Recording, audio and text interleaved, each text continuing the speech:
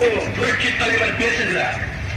பேரன்போடு தாய்மார்களே, பெருமைக்குரிய தமிழ் பெருமக்களே, என் ரத்தத்தின் ரத்தமான உடன்பிறப்புகளே, மன்றங்கள் பாராட்டுவது கிடைப்பது என்பது வேறல்ல. அவன் மறைந்த பிறகு என்னையே நான் எடுத்துக் கொள்கின்றேன். என் மறைவுக்கு பிறகு எத்தனை மன்றங்கள், எத்தனை மக்கள் என்னை நினைக்கின்றார்கள் என்பதை பொறுத்துத்தான் நான் வாழ்ந்ததற்கு ஏதாவது நியாயமான காரணம் இருந்திருக்கிறது என்று நினைப்பதற்கு அது உதவியாக இருக்க முடியும். இன்பும் ஆதலும் ஆசையும் கிடைக்க வேண்டும் என்று கைதூக்கி உங்களை வேண்டி கேட்டுக்கொள்கிறேன். நன்றி, வணக்கம். வாழ்க அண்ணா நாமம். மக்களால் நான், மக்களுக்காகவே நான் என்று தமிழக மக்களுக்கு உணர்த்திய இரும்பு பெண்மணி, புரட்சி தலைவி அம்மா பேசுகிறார்.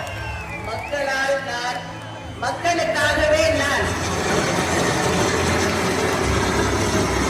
என்பதை அடிக்கடி சொல்லி வருகிறேன். அதை போலவே மக்களால் எனது தலைமையிலான அரசு, மக்களுக்காகவே எனது தலைமையிலான அரசு என்பதையும் சொல்லிக் கொண்டு வருகிறேன். அனைத்து இந்திய அண்ணா திராவிட முன்னேற்ற கழகம் தான் உண்மையான மக்கள் இயக்கம். மக்களுக்காகவே தன்னை அர்ப்பணித்துக் கொண்ட இயக்கம், மக்களுக்காகவே தன்னை அர்ப்பணித்த தலைமையை கொண்ட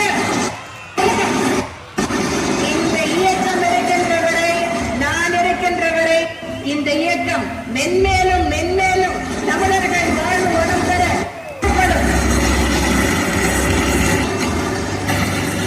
எனக்கு பின்னாலும் இன்னும் எத்தனை நூற்றாண்டுகள் வந்தாலும் அனைத்து இந்த அண்ணா திராவிட முன்னேற்ற கழகம் மக்களுக்காகவே இயங்கும். எம்ஜிஆர் கண்ட இரட்டை இலை சின்னத்தில் வாக்களித்து உங்கள் அனைவரையும் அன்புடன் கேட்டுக்கொண்டு அண்ணா நாமம் வாழ்க, புரட்சி தலைவர் எம்ஜிஆர் நாமம் வாழ்க என்று கூறி விடைபெறுகிறேன். நன்றி, வணக்கம்.